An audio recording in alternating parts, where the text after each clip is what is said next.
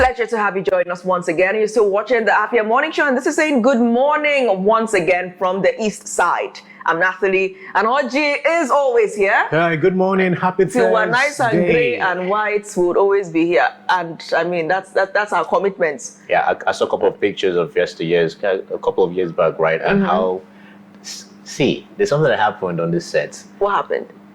We grew up. Okay. Yeah. So I'm going to send you the picture and you see how little. For real, like, you know, we're just looking all, like, not like tiny, by the way, but you know that you actually see the growth, right? But that takes me to life and, you know, how you just have to keeping on, and how at the end of the day, right, anything you put your minds to would somehow find a way and figure itself out for you, you know. So that's the trail of life. You just have to, whatever you put your minds to, just keep doing that. It's going to find out trail for you. Right. And it's great to also document these things as they happen. I mean, now Oji has photos, which I'm sure is going to surprise us with. Maybe on Friday, he would have some kind of collage of this so-called growth. Yes, I will look forward to seeing that. Sure, and I'll share. At the same time, you know, it's just important that you try to take pictures. Capture the moment. You don't have to have one leg at this angle before you take a picture.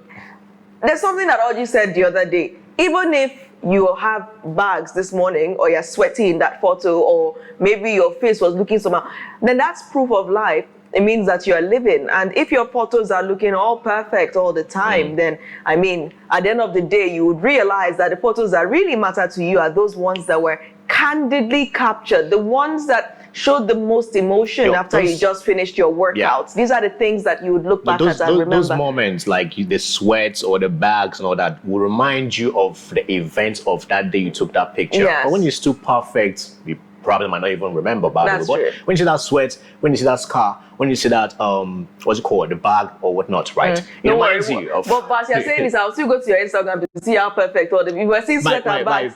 So I would actually confess. Yes, I'm actually teaching myself this as well. So I'm not saying that I don't want to achieve perfection. I do.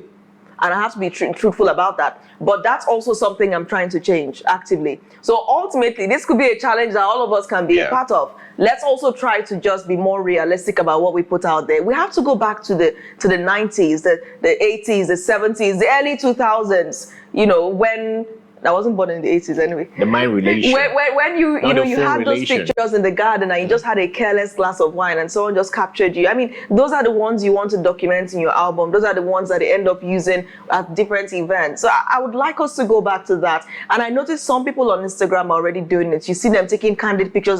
The frame even looks blurry. Yeah. And then they just look really real. I think those are the moments, not the perfect pictures you go to the studio to take, or the one you position yourself well. You know, when they say the unaware pictures are actually the moments, like that moment captured, because it tells a lot of story, by the way. Because after years, when you go back to those pictures and you saw how imperfect those pictures were, then those tells you the moment, what happened in that moment, and what that moment was all about. But we're going to keep doing that. We're trying to document things as they do happen. And of course, we're not here alone.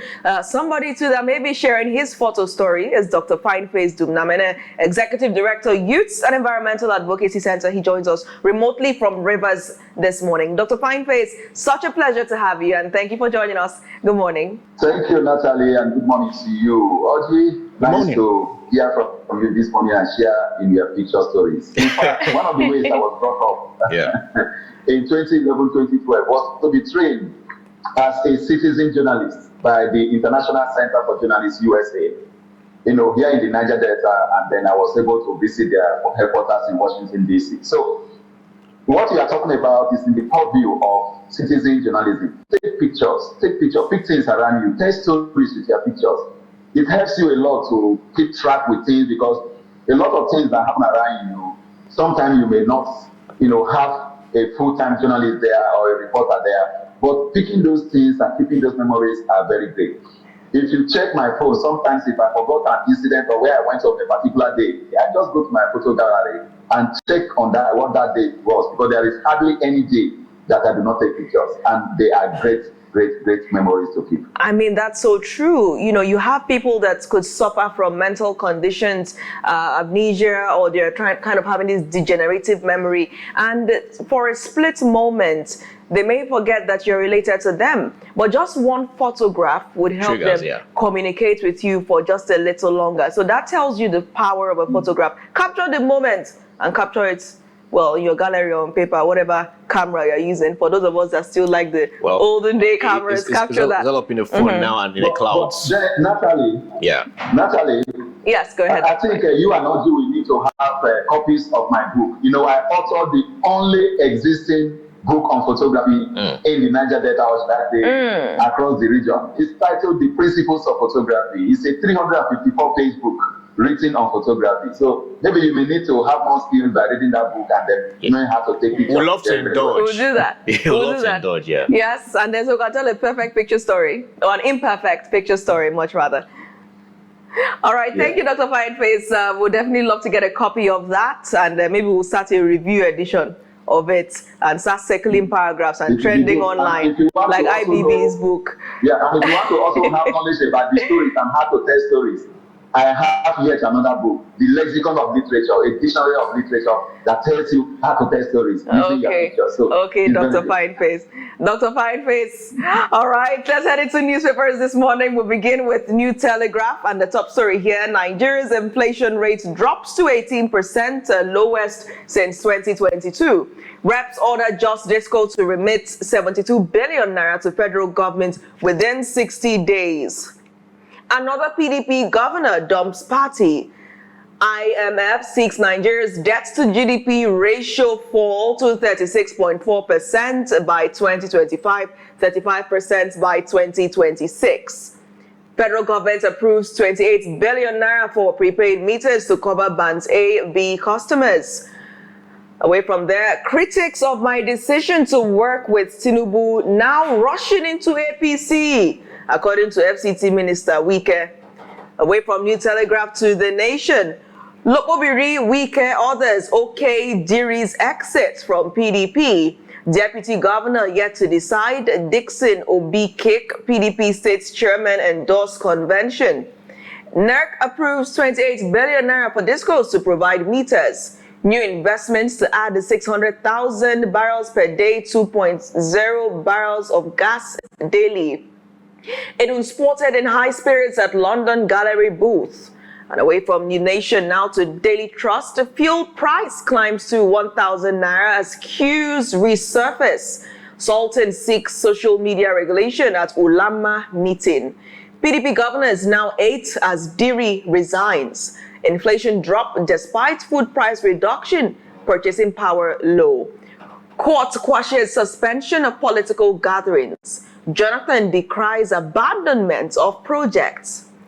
On The Guardian, Obi Atiku'S 2027 bids Wobble as defections, internal strife rock LP PDP. YEAC mocks defectors as Diri dumps PDP with 21 Bayelsa lawmakers. Tompolo contributes 10 billion naira to Delta Security Trust Fund. Senate screens Amupiton as INEC chairman today. Katsina government not part of community's negotiation with bandits, says RADA. Nigeria's revenue to output ratio may drop to 9.2% by 2030, IMF warns. Stakeholders welcome easing inflation, worry about cost of living crisis. On The Punch, Hurricane Tinubu, mass defections ignite one-party state fears. Atiku Obi-Kik as Tinubu tightens grip on South with governor's defections. APC awaits Diri Oti Kepas Mutfwang. Lagos rejects National Assembly Central Gaming Bill. 4 arraigned over murder of Oshun LG chair. House probes $35 million modular refinery project. Jonathan slams a successor for abandoning Bayelsa projects. Presidential jet still unsold 4 months after listing. And lastly here, inflation drops to 18.02% in 6-month streak. This day, 24 hours after Mba joined PDP, Diri abandons PDP. I beg your pardon. 24 hours after Mba joined APC. Diri abandons PDP, keeps mum on next move. Quits with whole of party structure. Ben Bruce joins APC.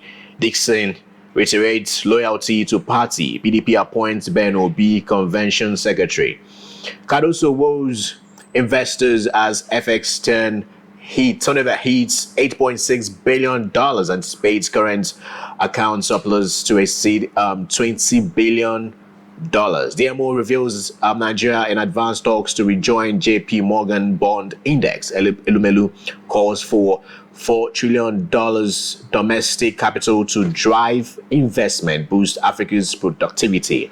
UBA to launch white paper on Africa's financial infrastructure. IMF urges fiscal discipline.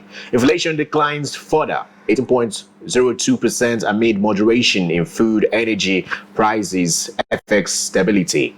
And moving over to Nigerian Tribune. Defection intrigues as Deputy Governor, 2 senators, rep members ditch Bayelsa Governor. Why I dumped PDP, says the solution to PDP's problem is not by joining APC, attributed to Dixon. Diri's decision changes the state's political outlook first time since 1999. More rep members will follow Bayelsa Governor soon, says source.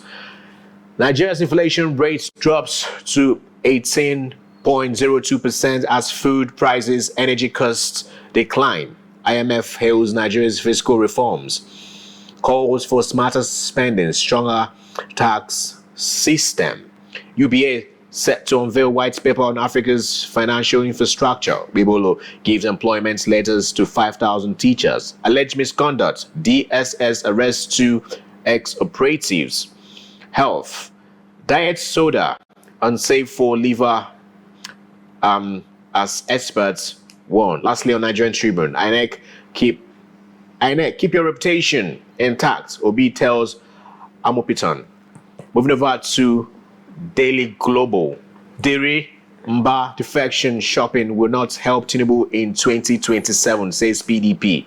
Super Eagles to face Gabon in World Cup playoffs. Dangote retains Nigeria's most valuable brand title in 8th consecutive year. Obebolo gives employment letters to 5,000 teachers. Governors who criticized me now in APC, says YEAC. 19th ministerial meeting of the coordinating bureau of the non-aligned movement in Kampala, Republic of Uganda. You can see the picture story right there. And PDP down to 8 governors as defections hits Enugu, Bayelsa. Nigerian News Direct. Inflation rate eases to 18.02% in September as CPPE warns cost of living crisis remains acute despite drop.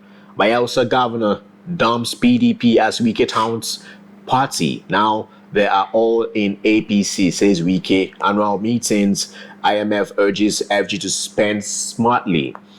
Lagos tackles National Assembly on gaming bill, urges lawmakers not to defer Supreme Court's ruling.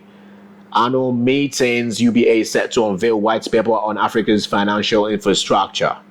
Salient times. Reactions as Bayelsa Governor Diri dumps PDP. Tinubu determined to turn Nigeria into one-party state, attributed to ADC. We are not in military time when you capture people, says Obi. APC will control 30 states by 2026, attributed to Idris. I will never join APC, says Fyneface. Senate to screen Josh Amopiton as INEC chairman today, Thursday. I can change Nigeria's trajectory in 4 years, says Peter Obi. Scientists discover 1,300-year-old Jesus bread. Moving over. Oh, that's the last one right there, by the way. All right. Thank you Orji, for those headlines. Dr. Fyneface, I think would start very clearly from the assertions made by the FCT Minister, Nyesom Wike. Now he appears to be throwing some shade at the defectors. In his words, those who accused him of destabilizing the PDP are now themselves rushing to the All Progressives Congress. In fact, he is telling them to give him credit and commendation for clearing the path for them. What's your take on the reaction of the FCT ministers? He says he's been watching TV and social media and is just, probably amazed at what is happening. Do you stand with what he said, or do you want to contradict it? With what he said, because he created a pathway by, introducing. He built on, the comments that was considered to be a mistake by Mr. President during the campaign period, where he talked about PDAPC. We thought it was a mistake. But it turned out to be that Nyesom Wike worked on that during the elections in 2023, and he was in the PDP, where he is still in today, and then started working with the APC. So he introduced that, PDAPC, the opposite way that Mr. President puts it. So what you are seeing here is that he created a pathway. He charted that course that someone can be here and work there. And now, those of them who were criticizing me, I remember very, very well and very strongly that especially the Bayelsa State Governor was one of those criticizing him strongly for the kind of politics he is playing. I also remember when he tried to hold rally there through some youth in the state, and he said, this is not Rivers State where he has created all of that. So these comments were made by the defected, the Bayelsa State Governor that has now left the PDP. He is currently party-led. We are not crystal clear yet which party is going into, but from the comments of Siriake Dixon, his predecessor, he is very clear that he's going to the APC. So these are what you have when you see people that they sleep as PDP, wake up as APC, and all of that. Integrity and ideology is not in our political party system, and more are going to join. I have been touting my friends to say that now that even the Edo State Governor have directed that all commissioners, everybody must wear the Enugu cap, otherwise they will get to know his anger. Maybe we should start the business of selling that cap in Enugu, then get to Enugu, and then we don't know, Rivers may be the next. So the FCT minister started the course, so I give him kudos for that. Dr. Fyneface, is it not Mr. Wike indirectly asking that we should give him accolades for destabilizing the PDP? Read me that. Yeah, I didn't get you right. I said, is it not Nyesom Wike indirectly asking us to give him accolades for destabilizing the PDP? Read me that. Definitely, that is it, because he destabilized the PDP because he lost the presidential ticket in 2023. So whatever he is doing now contributed to why people are leaving. But in order for him to continue to destabilize the PDP, he ensures that he pretends to be in the PDP while working for the APC. And when you ask him, he will tell you that he is working for President Bola Ahmed Tinubu and not the APC. But now, because of what he's doing and the crisis in the PDP, a lot of governors are now leaving. But my greatest surprise, I must say, is the defection of the Enugu State Governor. All right. Now, before you get to that, Dr. Fyneface, let's go on this quick break. Let's go on this quick breather. When we come back, we'll take your final input on that. Don't go anywhere. Stay tuned. The morning to return shortly. Thank you for staying with us. The program is still the Afia Morning Show. And of course, Dr. Fyneface is still here reacting to one of the most recent, of course, this penultimate defection that took place in the States. That was the defection of the Enugu State's governor to the All Progressives Congress. Dr. Fyneface, please go ahead with your line of thought. Yeah, I was trying to talk about the defection in Enugu State because although the FCT minister have created some problems in the party based on his approach and all of that, one leg in the PDP, one leg in the APC, and then if you ask him whether or not he has a leg in the APC, he tells you that he's only supporting President Bola Ahmed Tinubu.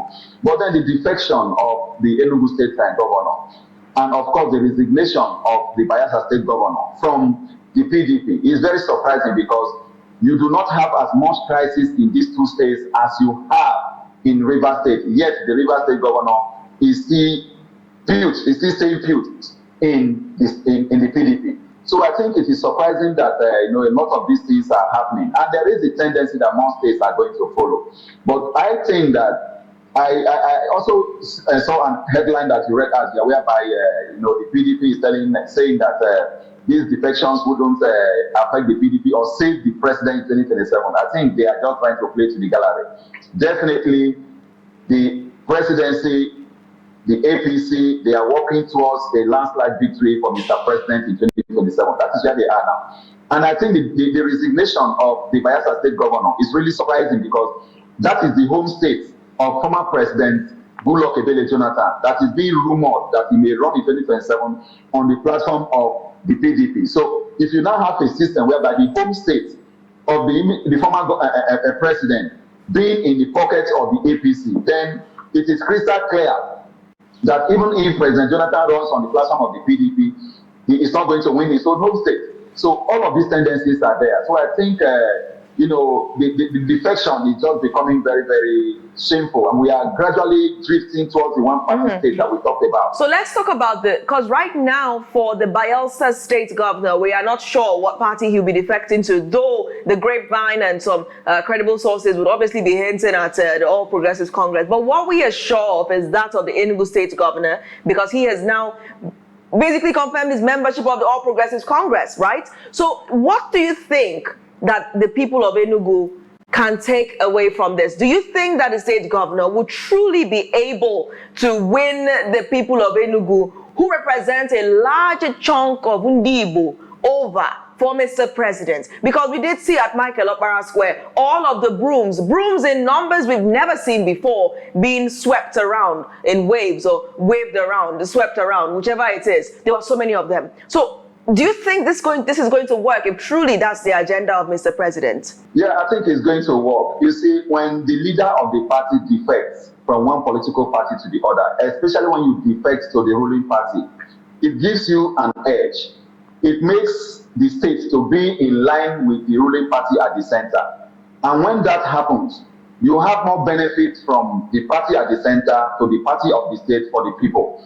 So while Enugu was in the PDP, although seeing Mr. President would have been easier as a governor, but it will be easiest now because he is now in the APC and is closer to Mr. President. So the defection has brought the people of Enugu, has brought Enugu State, the leadership and everyone closer to the center than it was before. So that way they are going to have more benefit from that. Recall that when the president visited, I think, Afia State to commission some project, after that, Oti talked about the fact that Nnamdi Kanu will soon be released.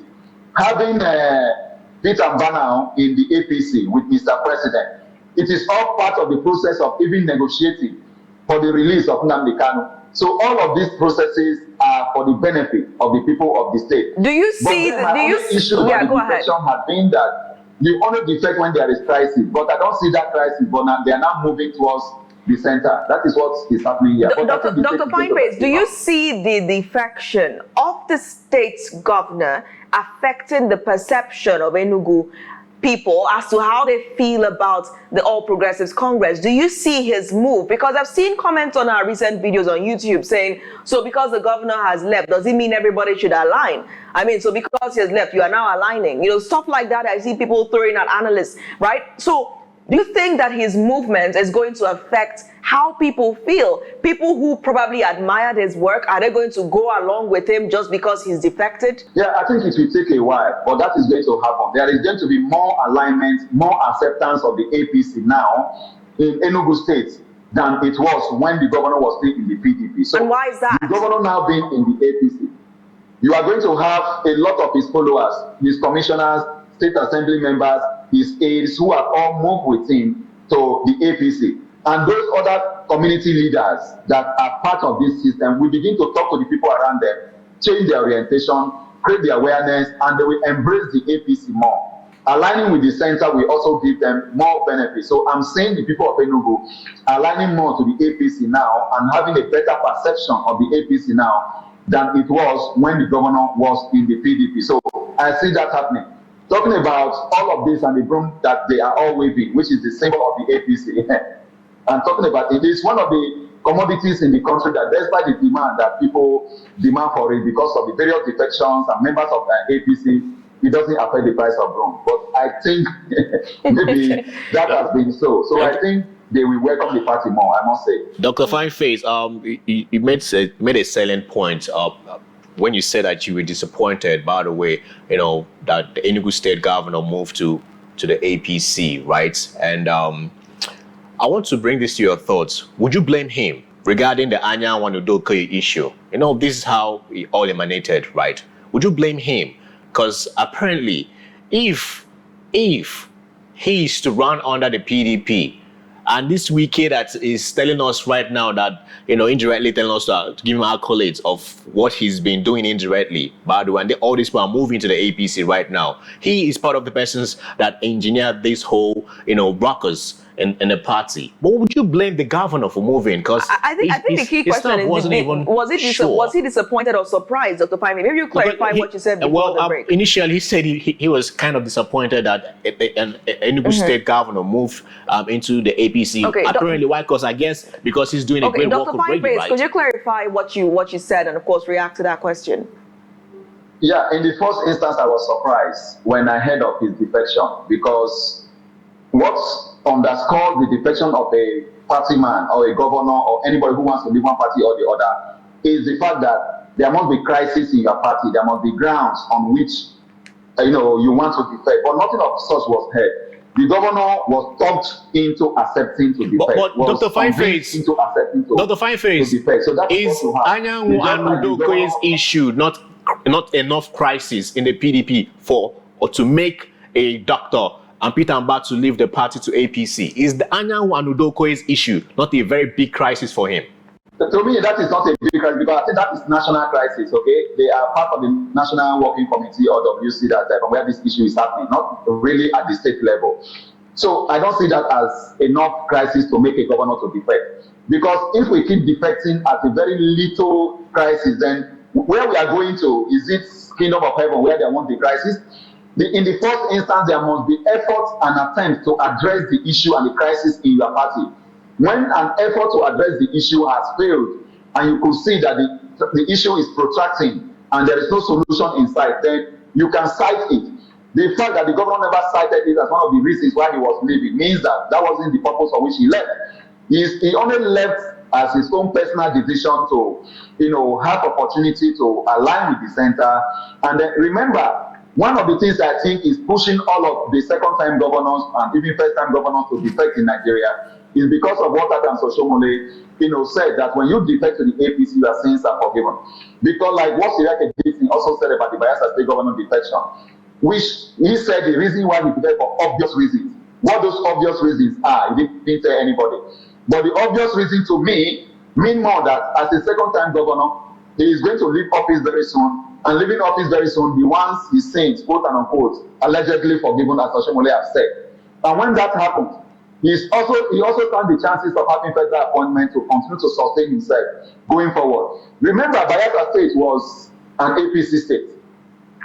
The person for which he came to power with was an APC governor. It's talking about David Lyon, who won as APC governor. But then through the Supreme Court, we have Diri coming on board. So he only fell back on that platform to rebalance what has happened in the state and then continue to carry the APC member along. In Enugu, I didn't really see that key reason why he should defect, but he has chosen to do so. And it is within his right to choose where he wants to belong. And if the Constitution and all the laws of the land permits him to do so, then so be it. He is now a member of the APC, talking about the Enugu State Governor, and we wish him well there. And we believe that he should stay there and nothing should bring him out of it in the days ahead. And that is one thing I must commend YEAC for. Even if he's playing politics of the APC today, he has remained in that party from 1999 to date. He has not defected, and I think Nigerians should learn from him, despite the crisis that happened in that party and what is happening around him. All right, so there's a key comment from socials I would like us to take, and this just came in just like 52 minutes ago, and I think it's a key question. I'd like to read it. The question is, why decamp if the 98% of the people you are governing don't want you to decamp? Be asking them. So the president is basically asking us to ask these political office holders, why decamp if the people you're governing don't want you to decamp? Could you respond to that, Dr. Fyneface? Yeah, I think the issue here is that in a state, the governor is the leader of the party in the state. The governor is the number one citizen in a state. the governor is the first person that will tell the state the direction that the state should go to, because the governor has more information than the people that are following him.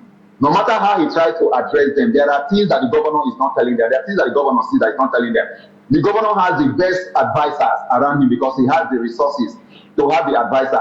He has more political, vision than other people in the state and even the people he is leading. So having put all of this together, the governor sees the direction that the state should go. And I tell you, even if the people that he is leading do not want him to become, the governor has seen reason why they should become. In a state where you have the governor is like parents or the mother of a child, while the followers and the people he is leading are like the baby. It is the mother that knows that he needs to feed his baby. It is the breadwinner of the state, and he tries that to ensure that he does what is right to lead the state in the right path. So that is what you have. The only way that they will be able to tell the governor that you defected when we didn't tell you to defect is that if he comes for election and you refuse to vote him, that will not give him a direction to say, that time you defected, we never wanted you to defect. But if that doesn't happen, then we can refer to the fact that he defected based on the calculations and the fact that the best way the state should go is to defect, and he did it. So they don't need to, question him for defecting why they never wanted him to defect. Because he knows more when it comes to politics and in relation to where the state should go to than they know as the followers. Dr. Fyneface, have you heard of the saying that says "Iwenweze"? You know the meaning, right? So no, I don't know. So Iwenweze means that Iwenweze and Igbo people do not have kings, right?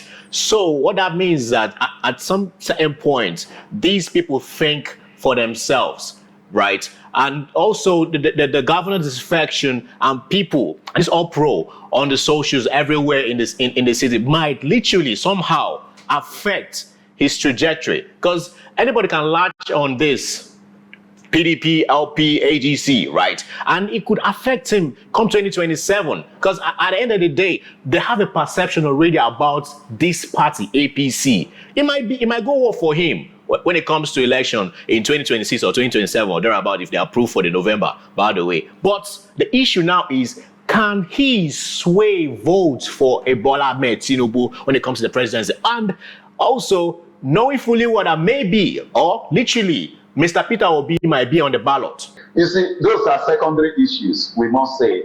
Remember that the defection, before the governor defected, he consulted with the people, leaders of the party, opinion leaders, and all other people, and they all agreed that this is those are factions, some percentage of the people, not all the people. If those could actually be like 2% or 1% of the people, like 98% of the people or 99 could actually be the citizens, the indigents who are not politically affiliated. Those ones who believe in their own votes, that mandate. Because apparently it's looking like APC is the mandate and not the people anymore. Definitely. It's not all the people we consulted. We consulted with a lot of people, opinion leaders and leaders of the party. All those things we have done. Those people are not to go back and talk to other people. But no matter how you talk to other people, everybody will not vote for the APC in 2027. It won't be so. The PDP is going to get votes from Enugu State. APC is going to have it. Peter Obi is going to have it. That is if he is giving tickets on the ADC platform. But because as far as the Labour Party platform, where he belongs now, is concerned, he is not going to be able to run on that party platform because of the crisis in the Labour Party. But all of this put together, I think that, generally speaking, APC is going to win Enugu State in 2027, or anytime election is conducted. If it comes to National Assembly election, they are going to win more seats. Comes to State Assembly election, they are going to win more seats. Comes to, let me say the Senate, they are going to win more seats. To the governorship, there is also the tendency they are going to win the governorship election in the state. So before that time, a lot of reconciliation, a lot of consultations, a lot of advocacy and awareness session would have been done. And before you know, a lot of people will align through that direction because they have something to tell them and the reason why they should support the APC. If, for instance, they say that what they are doing now is to really ensure that they are able to talk with Mr. President to rescind the Kanu, I tell you, and I can assure you, that Nnamdi Kanu may regain freedom before 2027 general election. That's I'm saying. All right, happening. Dr. Fyneface. All they need to do, just like they are just to quash the charges against him, and then they grant him bail. And it's still part of measures to ensure that the APC returns to power in 2027, despite incarcerating Nnamdi Kanu for all these years. All right, Dr. Fyneface, it's great you mentioned 2027 because key question now is who decides what happens in 2027? The people President Bola Ahmed Tinubu or somebody else? Who decides? Yeah, I think who decide what happens in 2027 is going to be the people. And the people are going to do that through the ballot box. And that is why we are talking about the fact that electoral reform should be strengthened in such a way that the laws should work according to what we have in our laws. You know, Nigeria seems to be the only country where before every general election, you have the making of new laws. The amendment of our electoral act before every election.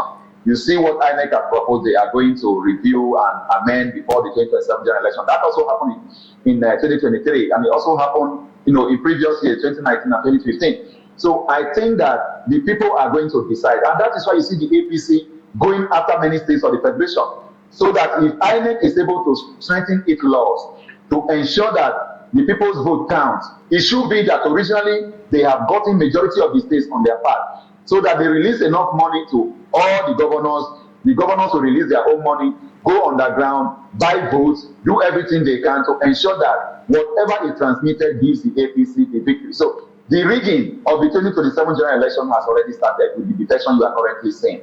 So the people are going to decide it, but the few that are going to be allowed to vote and whose votes are going to be transmitted are going to be in favor of the APC. So as we speak, unfortunately, Mr. President is just waiting for swearing in 2027. Oh. All right, Dr. Fyneface, thank you so much for joining the review this morning. You always have such informed analysis, and that's why we always love disturbing you this early. Thank you so much, Thank you Dr. very Fyneface. much, and good morning. Thank you for having me. Thank you, Natalie. Have a nice day. All right, good morning to you.